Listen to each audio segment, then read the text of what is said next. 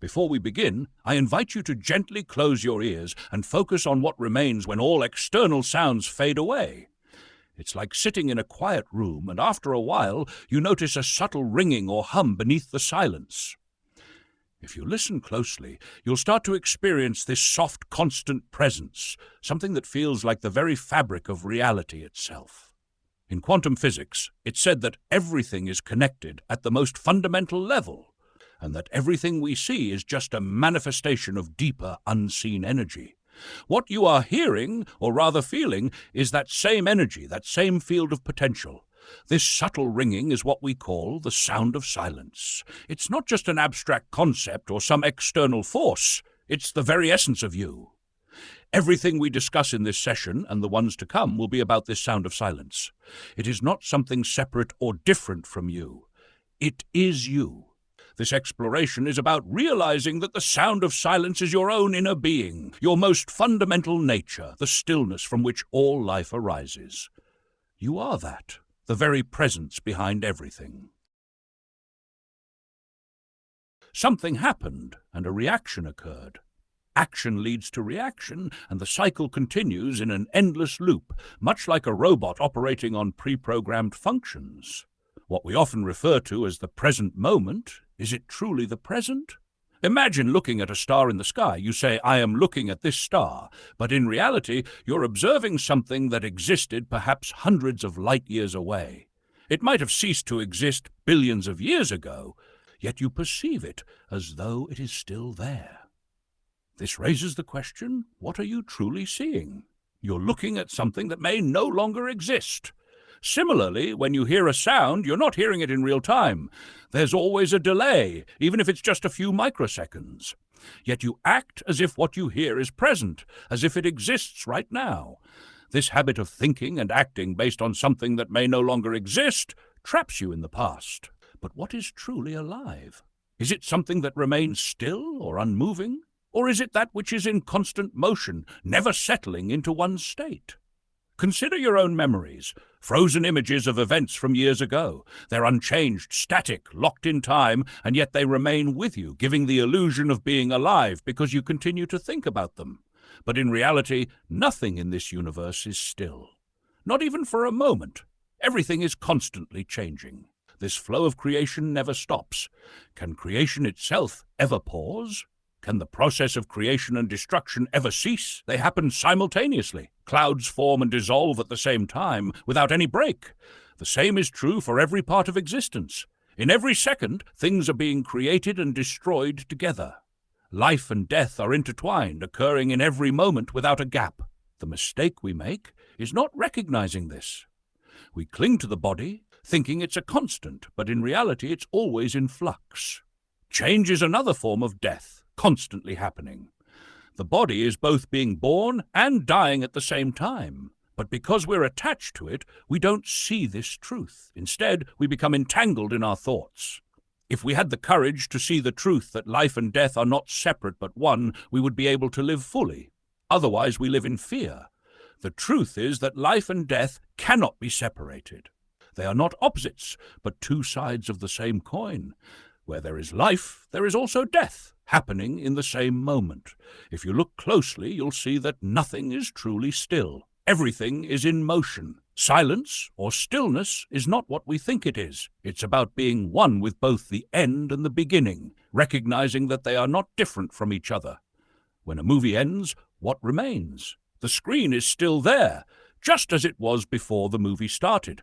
The movie may last 3 hours, or it could last billions of years. But in the end, the screen is the constant. That's the nature of peace, to be one with the screen, which is always there, always peaceful.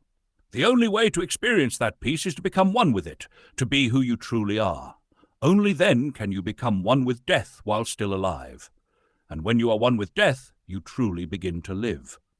Fear of death vanishes, and you can watch the play of life and death without getting caught up in it. For those who understand this, life is just a game. Birth and death are simply events, not things to fear. Consider how quickly things come into being and disappear. A form in the river is already gone by the time you've noticed it. You can't truly see something alive. You can only be alive. You are alive, but what you see is already dead. Everything you perceive or think about is from the past, which means it's already gone. Why then do we fear these dead things? What's the point of being sad over them? Who is truly alive?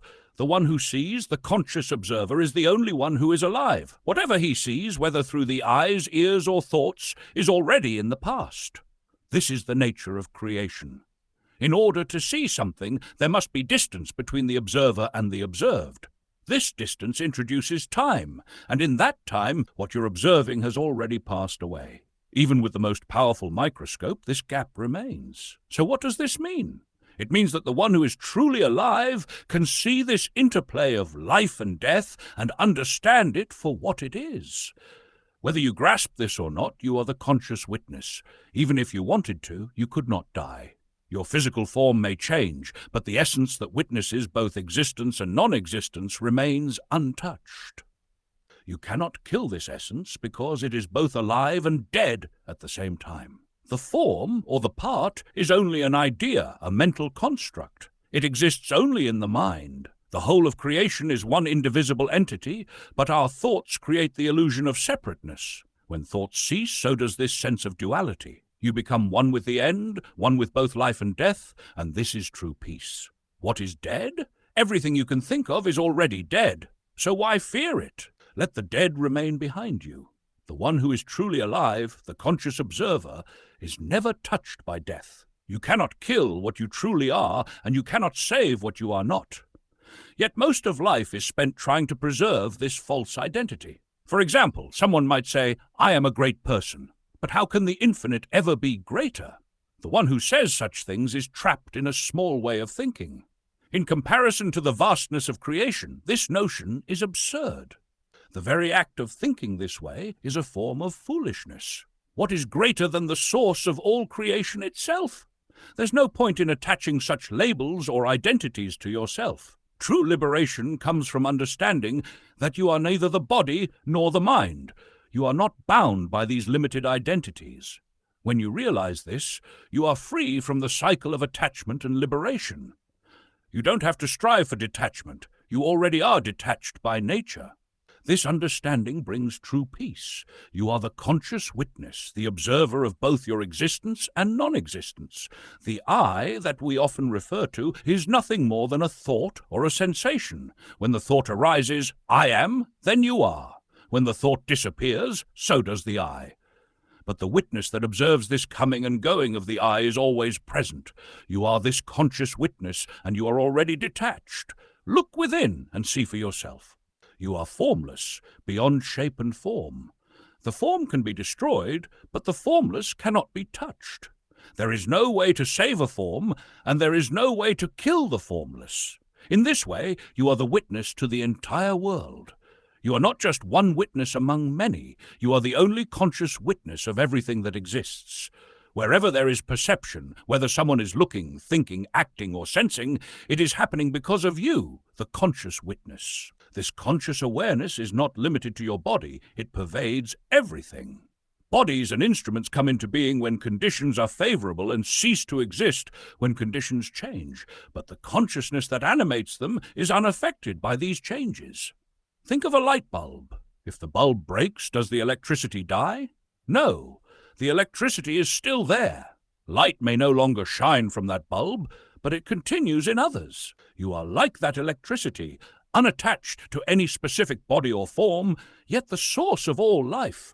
This understanding brings a deep sense of ease and happiness. You are already detached, already free, so be at peace with yourself.